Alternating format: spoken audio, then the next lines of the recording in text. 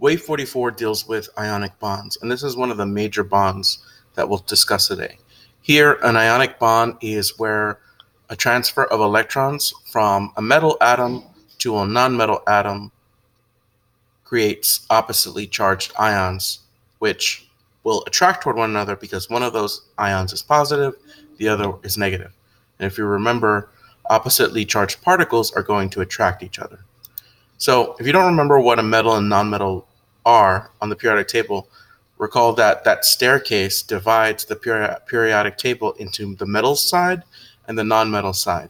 So whenever we combine anything from the metal with a nonmetal, it usually forms an ionic bond. The metal will transfer its electron to the nonmetal in order for both of the atoms to reach a stable valence shell. One classical example to look at is that of sodium and chlorine. Sodium is a metal and chlorine is a nonmetal. Notice that sodium has 1 electron in its valence shell and chlorine has 7. Chlorine wants 8. So does sodium. The easiest way for each of these atoms to achieve stability is for sodium to give up that 1 valence electron to chlorine so that chlorine will become a negatively charged ion with a filled outer shell, as will sodium. Sodium will be positive, chlorine will be negative, and then they'll oppositely attract. Here is an animation that shows what happens.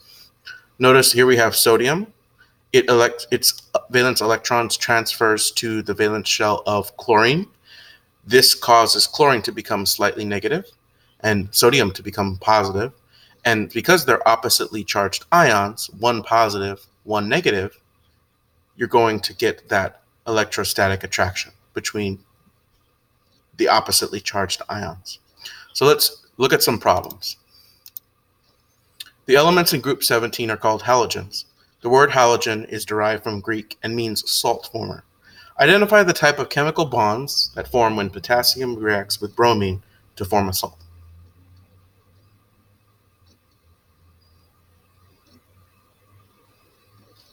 It's helpful to note, first of all, that salts are all ionic compounds. So whenever you see chemical bond and you're identifying it, you should immediately think ionic bond.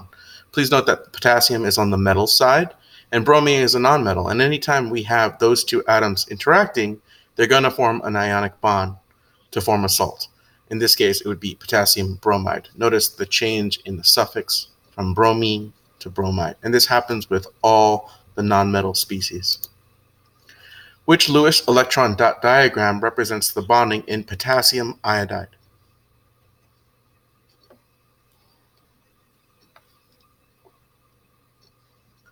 Please note that whenever we want to show ions, we usually indicate brackets. So metals tend to lose electrons and will transfer their electrons to the nonmetal. In this case, iodine is the nonmetal and potassium is the metal. Therefore, all the metals should be positively charged, whereas the nonmetal should be negatively charged.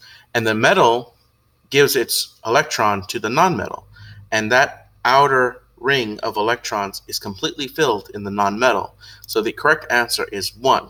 Please note that brackets are used to indicate that ions are forming. What occurs when potassium reacts with chlorine to form potassium chloride?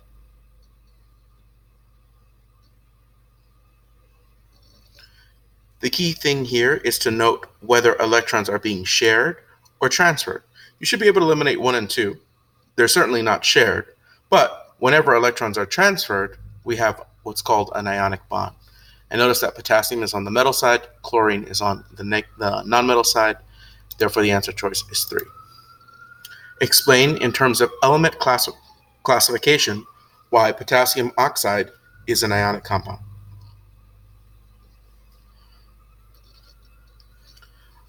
Please note that anytime it mentions in terms of, you must mention what it's talking about in your answer. It's talking about classification of elements. And what is ionic bond form between which types of elements? It forms between a metal and a nonmetal.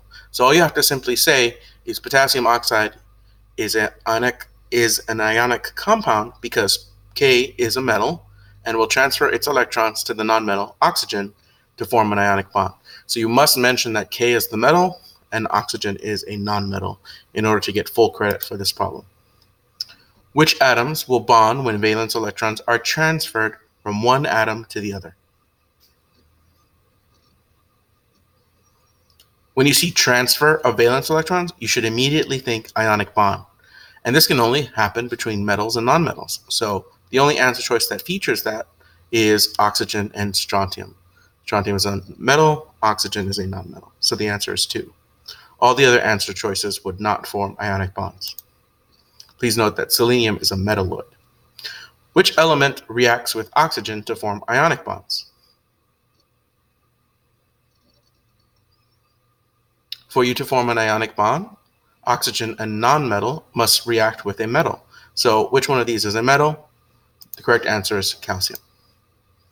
An ionic bond can be formed when one or more electrons are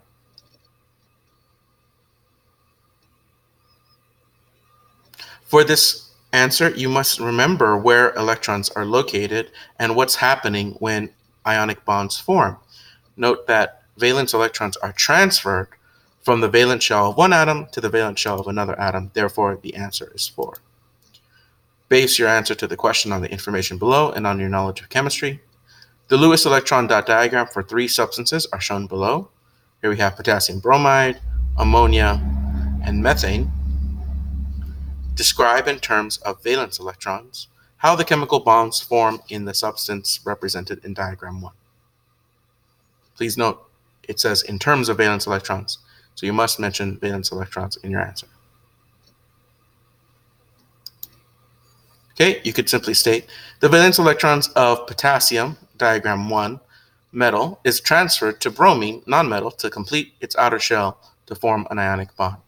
Notice I mentioned the word valence electrons, and I mentioned what's happening. Here, the metal is transferring its valence electron to bromine, indicated by this little X, so that bromine can have a filled outer shell. Notice that this diagram features brackets, which indicates that ions are forming. Okay, so when it comes to ionic bonds, remember that electrons are being transferred from a metal to a nonmetal to form oppositely charged ions. The metal will be positive, the nonmetal will be negative, and the nonmetal will usually have a filled outer shell. We use brackets to indicate that it's an ionic compound. Thank you for watching, and hopefully this was helpful.